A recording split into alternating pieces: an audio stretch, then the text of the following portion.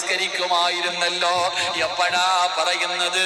കിടന്ന കിടപ്പിൽ കിടന്ന് മൂത്രമൊഴിക്കുന്ന സമയം, ഒറ്റയ്ക്ക് നേരെ നിൽക്കാൻ പറ്റാത്ത സമയം, ആരോഗ്യത്തോടുകൂടി പായിപ്പാട് പള്ളിയുടെ മുറ്റത്ത് നിൽക്കുമ്പോ പള്ളിയിൽ നിസ്കാരം നടക്കുന്നു.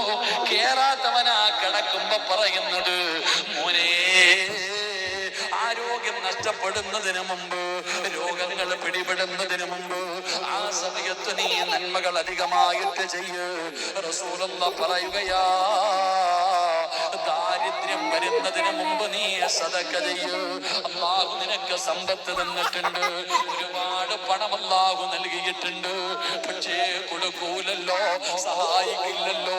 കോടിക്കണക്കിന് രൂപയുടെ ആസ്തിയുണ്ടെങ്കിലും പടച്ചവനെ, അല്ലാഹുവിന്റെ പള്ളിക്കോ പാവങ്ങൾക്കോ കൊടുക്കാതെ വാരി കൂട്ടി വെക്കുന്ന മനുഷ്യ, നിനക്ക് ദാരിദ്ര്യം വരുമടാ. ഈ സമ്പത്ത് മുഴുവനും അല്ലാഹു നശിപ്പിച്ചു കളയും.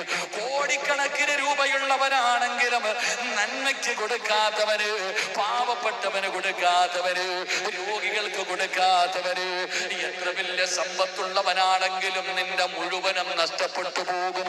ഒരു ദിവസം നീ ദരിദ്രനാകും, ഒരു ദിവസം നിനക്ക് ദാരിദ്ര്യം വരും. അത് വരുന്നതിന് മുമ്പ് അല്ല നിനക്ക് പണം തന്നിട്ടുണ്ട്. നീ ചിന്തിക്കേണ്ടത് എന്തെന്നറിയുമോ? അല്ല എനിക്ക് പണം തന്നത് എന്റെ തടമ്പ് കണ്ടിട്ടല്ല, എന്റെ ഈമാൻ കണ്ടിട്ടല്ല, എന്റെ സൗന്ദര്യം കണ്ടിട്ടല്ല, എന്റെ കുടുംബ മഹിമ കണ്ടിട്ടല്ല. അല്ലാഹുവിന് എന്നോട് സ്നേഹം കൂടിയത് കൊണ്ടല്ല. അല്ലാഹുവിന്റെ ഖുർആനാ പറഞ്ഞത്, ഇന്നമാ അംവാലുകും വഔലാദുകും ഫിത്ന. അത് ഫിത്നയാ.